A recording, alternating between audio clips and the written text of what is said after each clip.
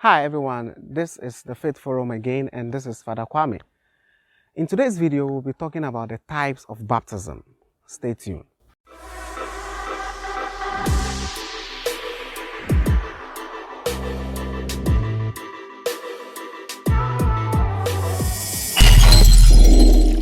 There are types of Christian baptism. We have the water baptism, we have baptism by desire, and also we have baptism by blood. Other Christian denominations have a different list. That is, they have baptism by water, we have baptism of the Holy Spirit, and baptism by fire. In this video, we are going to talk only about water baptism.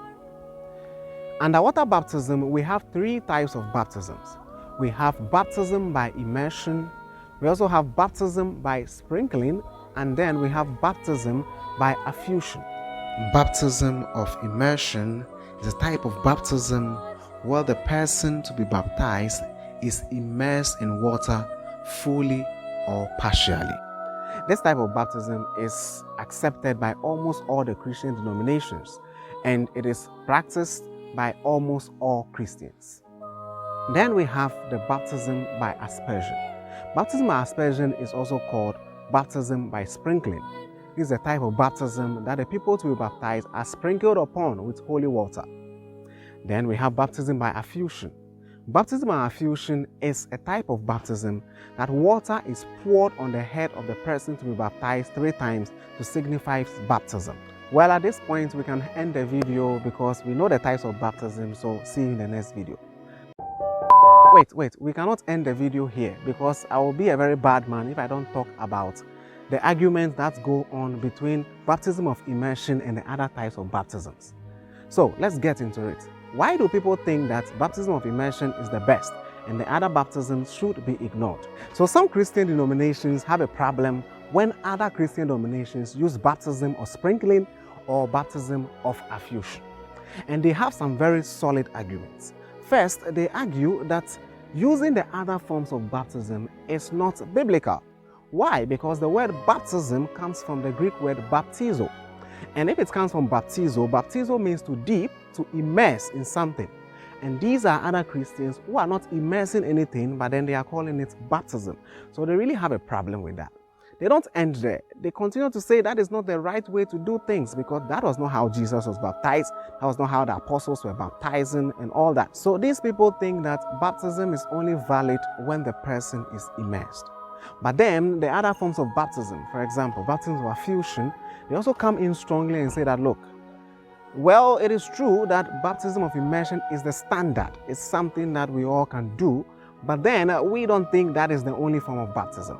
And then they also bring their arguments. Now, let's see the arguments of these people. So those for baptism for affusion and baptism by sprinkling will argue strongly and say that baptizo does not always mean to immerse. And the example they normally cite is Luke chapter 11, verses 38, where Jesus Christ is accused by the Pharisee for not washing his hand before eating. In this text, the word that was used as washing or cleansing was ibaptiste. Now, ibaptista comes from the word baptizo. And also, when you look at a lot of the writings of Luke, especially in the Acts of Apostles, he makes mention that I will pour upon you the Holy Spirit. I will pour upon you the Holy Spirit. I will baptize you with the Holy Spirit. Now, that also can mean that baptizo can also take the meaning to pour onto someone. Therefore, baptizo is not strictly immersion. So affusionists and then those who believe in baptism of sprinkling also argue that due to the pastoral situations of some places, immersion baptism cannot be the only ideal baptism. Imagine that someone is sick, or there is a parish somewhere in the desert, or there is a church far away from any water body. Are you going to say that we are going to deny people baptism until we find water that we can immerse them in? So they think about these things and say, look, we are not going to stick with only immersion. But then it is interesting to note that these people also acknowledge immersion as a valid form of baptism. So if you ask me if any of these baptisms are valid, I will say they are all valid. Because depending on the situation, sometimes baptism of immersion cannot be used. But you know, affusion can also come in handy in some situations. And in some situations, we can sprinkle water on people. So if you like this video, give it a thumbs up. And then don't forget to subscribe to the channel and then comment, because I would like to hear what you think about the types of baptism. Thank you very much, and see you in the next video.